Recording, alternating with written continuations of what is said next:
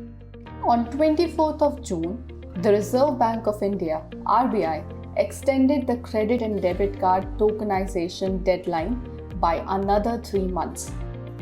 This is the third time that the central bank heeded the industry's request and extended the last date, which was 30th June.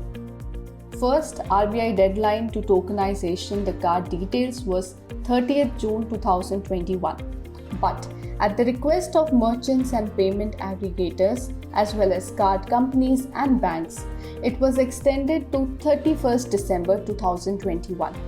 The deadline was again extended by 6 months to 30th June 2022, and now it has been pushed to 30th September. What happens in card transactions? When you key in your card number, the information is saved by the merchant and payment gateway for future transactions. It is done to save your time and the hassle of punching in a 16-digit card number, which usually no one remembers. Your card details are stored by merchants online or in cloud systems. It is known as Card on File or COF. But the central bank has been receiving complaints about data breaches. Although encrypted, card details of consumers stored with merchants are at risk of being compromised, which prompted the central bank to opt for tokenization. What happens in tokenization? According to RBI, tokenization is the replacement of actual card details with an alternative code called the token, which will be unique for a combination of card, token requester, and device. Token requester is the entity which accepts a request from the customer for tokenization of a card and passes it on to the card network to issue a corresponding token. Once created, the tokenized card details will be used in place of the actual card number for online purchases initiated or instructed by the card holder.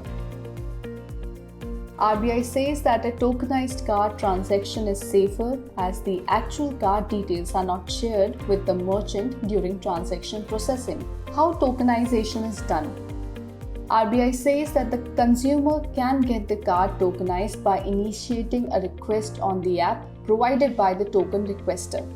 The token requester will forward the request to the card network, which, with the consent of the card issuer, will issue a token.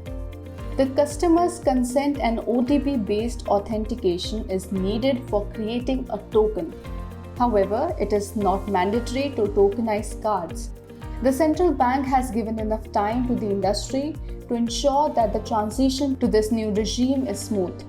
So, one hopes that the deadline is not extended again and we switch to a more secure mode of transaction from 1st of October.